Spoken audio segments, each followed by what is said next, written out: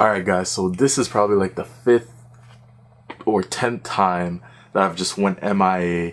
I basically want to break down like piece by piece why I constantly keep coming back, then disappearing, then coming back and disappearing. And guys, it's really not my fault. So what's up? I'm Brandon Young. If you don't know me, I teach you how to make multiple streams of income, baby. So if you're new here, consider subscribing. Now, this entrepreneurial journey has been a crazy one. And when I say crazy, I mean really crazy. Not for the purpose or the fact that, you know, gaining money or getting different statuses or growing the business is hard. It's probably the life lessons that I've learned, the lessons on finances, you know, family lessons, social lessons. It's basically made me more mature, made me a better person, made me learn a lot. So basically I'm going to break down everything that's been going on. Now, to be honest, guys, this video is not to get any of your sympathy, not for you to feel sorry for me, none of that. I basically just want to tell my story because a lot of people, they come up to me, they ask me, because they know that I make videos and I basically try to help everyone, and they wonder why like I'm not as consistent as other people. And honestly, it's not my fault. I have a lot on my plate, and yeah, so we're gonna go into that right now. Now, in a previous video, I basically spoke about my mom, which was the backbone of our family.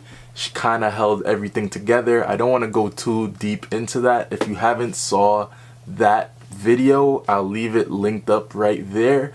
But basically, she was the backbone of our family. She kept everything together, and you know, without her, things started to steadily fall apart. You know, this side of the family wouldn't talk to this side of the family, which kind of made things hard. I didn't realize how much it would affect our family, but it definitely did. Now, fast forward, I definitely get over the hurdle. I start to finally get some type of reality to which I find normal, and you know, things start to get bad again. Now, basically what has been happening for the last 2 years, it's with my grandmother.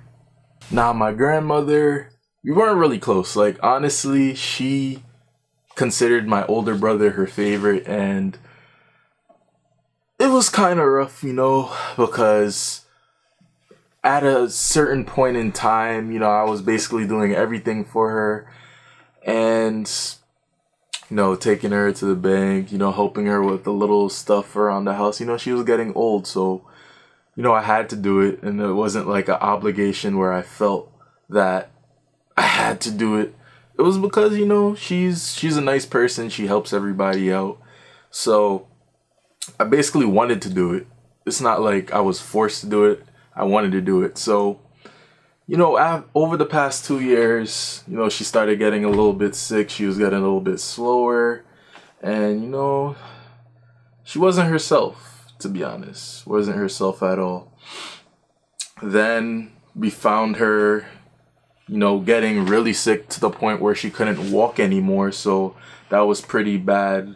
And we ended up, you know, bringing her to the nursing home, which, you know, it was kind of, I never really experienced somebody being in a nursing home. Like, you hear stories about people bringing their relatives or close ones to nursing homes, but you don't really actually experience your own relative, you know, sitting there kind of helpless. They can't really help themselves, and you just want to see them get better, but you can't see them, you know, they're trying their hardest, but they can't, you know, fix whatever is wrong with them. So you gotta try to suck it up, try to be as positive as possible for them.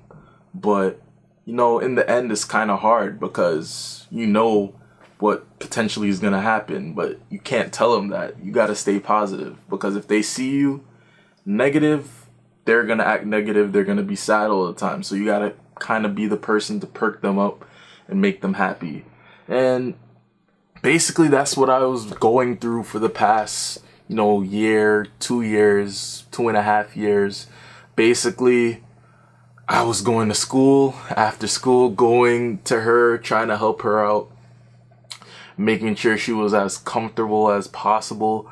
Any little thing that I can do to, you know, potentially make her feel a little bit better, I was doing, because what is there to do?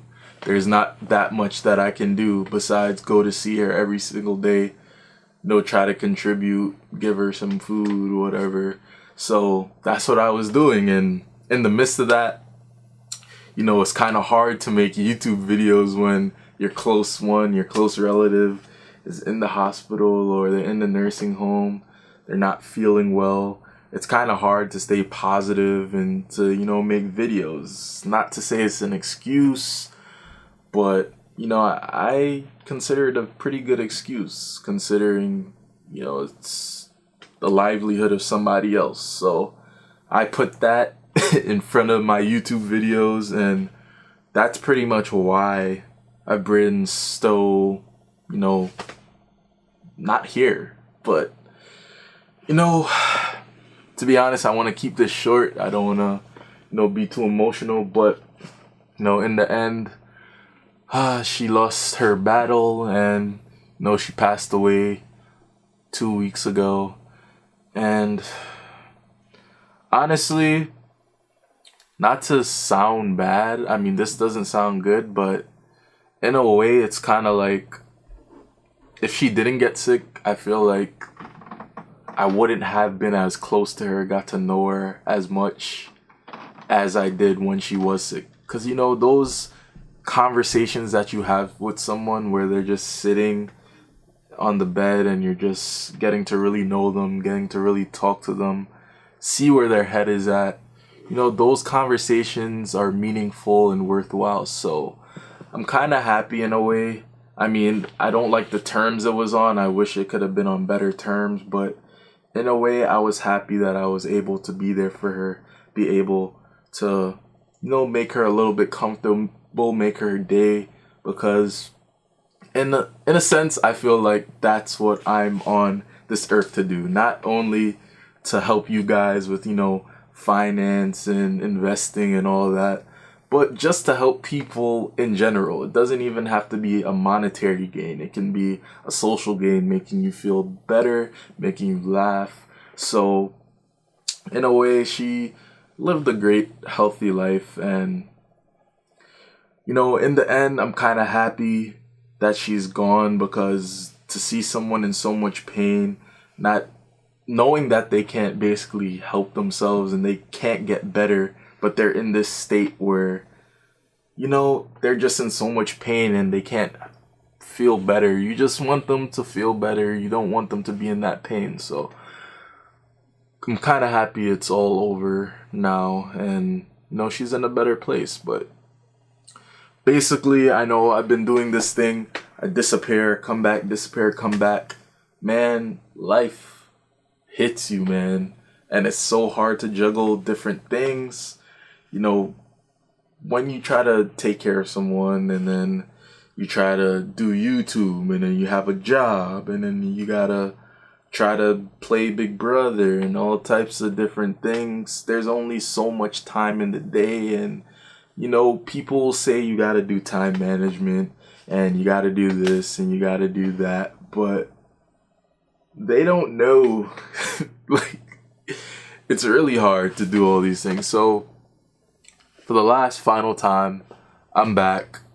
You know, definitely want to help you guys on your journeys to being a better person, being financially smart, being socially smart. I just want everybody to be successful. So there it is. That's why, you know, I've been so, you know, I've disappeared so much. It's not because I stopped YouTube. I hate YouTube now. It's because now I was dealing with some stuff. But your brother is back. We making multiple streams of income again. So be sure to stay tuned.